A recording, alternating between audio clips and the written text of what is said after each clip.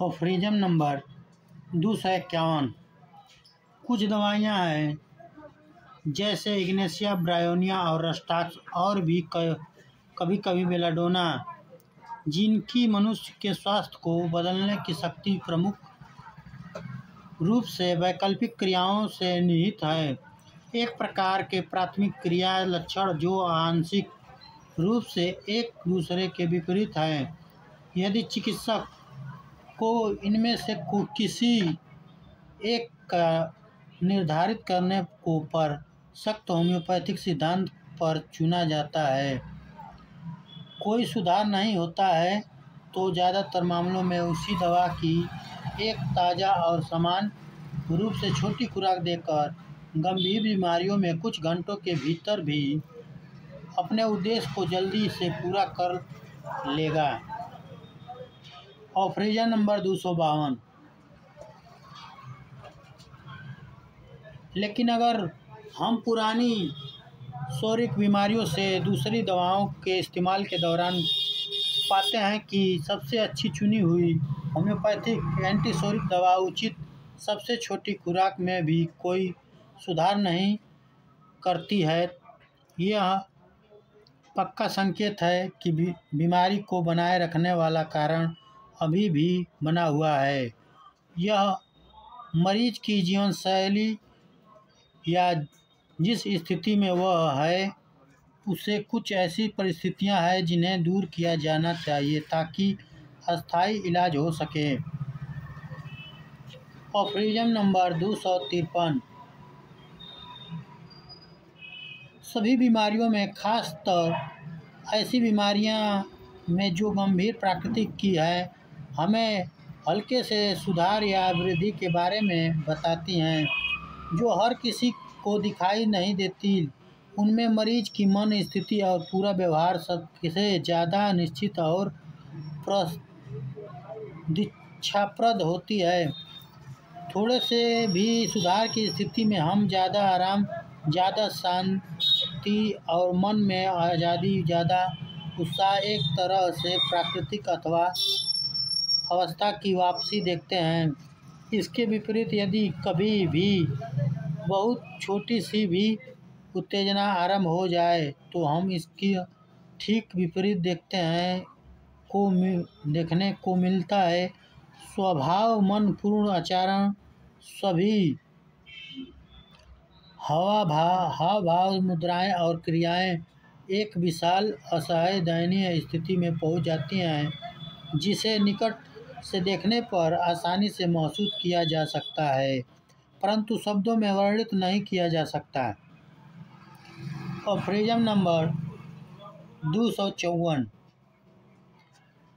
नए, अन्य या बढ़े हुए लक्षणों या इसके विपरीत बिना किसी नए लक्षण के मूल लक्षणों में कमी, ध्यानपूर्वक निरीक्षण करने वाले और जांच करने वाले चिकित्सक के मन में से रोग की वृद्धि या कमी के संबंध में सभी संदेहों को जल्द ही दूर कर देगा।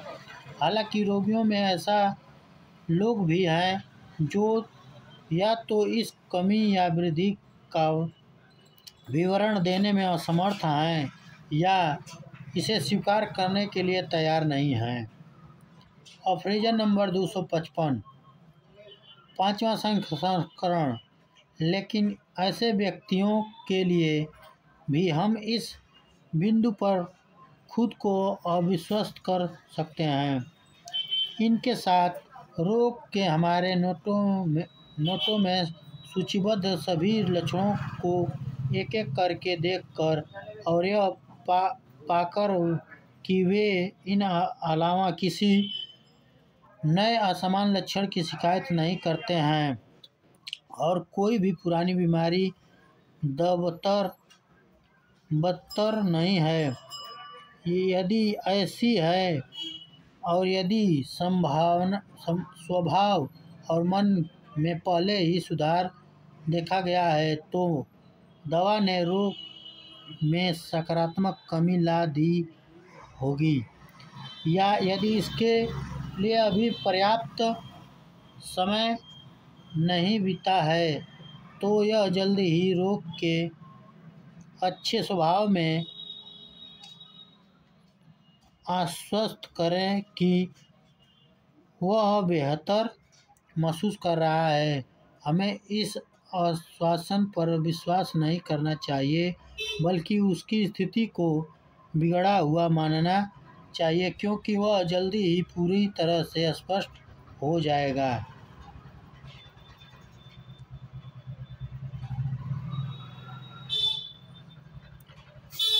अफ्रीजन नंबर 255 का 6वां संस्करण।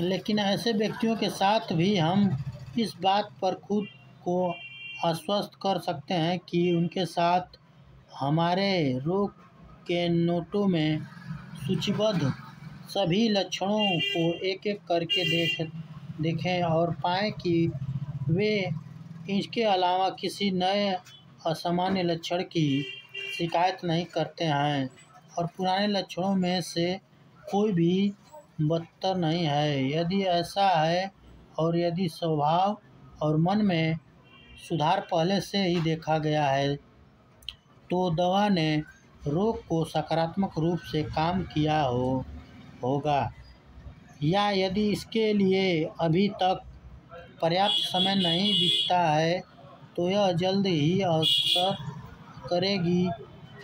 अब मान लीजिए कि उपाय पूरी तरह से उचित है। यदि सुधार देखने में बहुत देर हो जाती है, तो यह रोगी की ओर से आचरण की किसी त्रुटि पर निर्भर करता है या अन्य हस्तक्षेप करने वाली परिस्थितियों पर।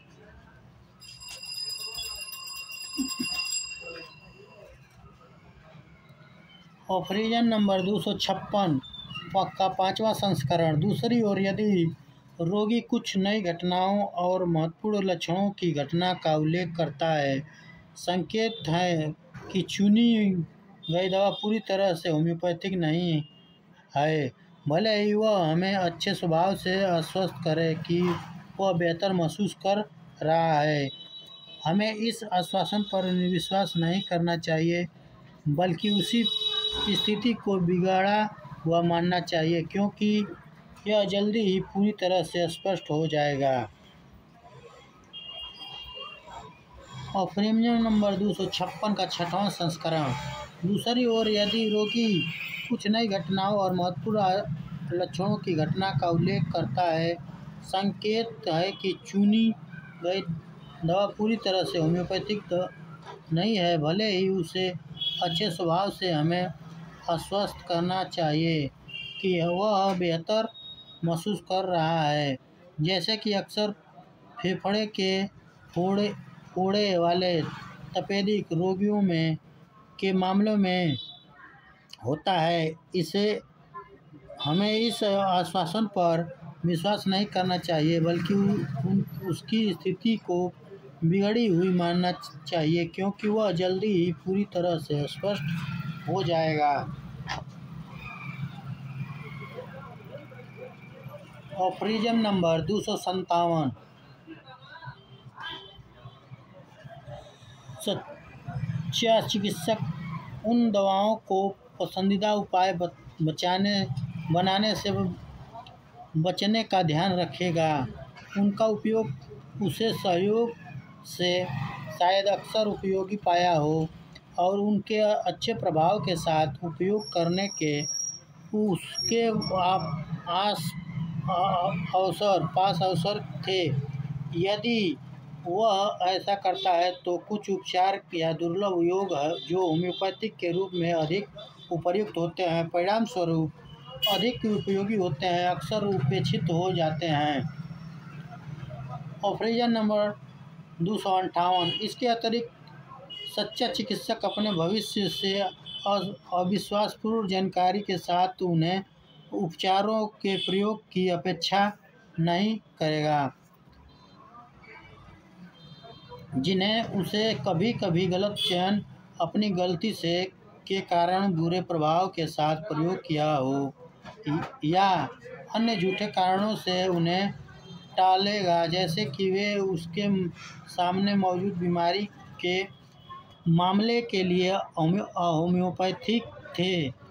उसे यह सत्य ध्यान में रखना चाहिए कि होम्योपैथिक एजेंटों में, जैसे कि उसके सामने मौजूद बीमारी के मामले के लिए होम्योपैथिक थे, और यह सत्य ध्यान में रखना चाहिए कि औषधि एजेंटों में से केवल वही हमेशा बीमारी को हर मामले में वरीयता का हकदार है, जो समानता द्वारा सबसे सटीक रूप से विशिष्ट लक्षणों की समानता मेल रखता है, और कोई भी तुच्छ पूर्वाग्रह इस गंभीर विकल्पों में बाधा नहीं डालना चाहिए।